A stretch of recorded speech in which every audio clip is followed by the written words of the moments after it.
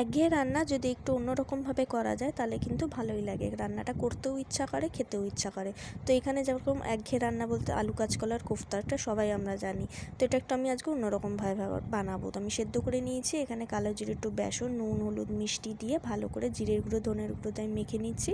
আর ওদিকে একটা আমি পেস্ট বানিয়ে রেখেছি, সেটা হচ্ছে জিরে, আদা, গোটা গরম মশলা সব কিছু দিয়ে একটা বেটে রেখেছি। আর এখানে দেখছো মনে হচ্ছে পুরো ফুচকা জল ভরা। তো এগুলোকে আমি ভালো করে ভেজে নিচ্ছি, নিয়ে আমি যে অন্যরকমভাবে করবো সেটা কেন বললাম, এই যে এইটা এখানে একটু বাটির মধ্যে 1 চামচ তুমি বেসন দিয়ে একটু হালকা গরম করে নিয়ে এটা গরম তেলের ওপরে যখন তুমি দিয়ে দেবে, এই যে এখন আমি যে দিচ্ছি, দিয়ে এই তেলটা ভালো করে গরম করে মশলা বাটাটা দিয়ে ভালো করে কষলে কি হয়, এতে টেস্টটাও ভালো হয়।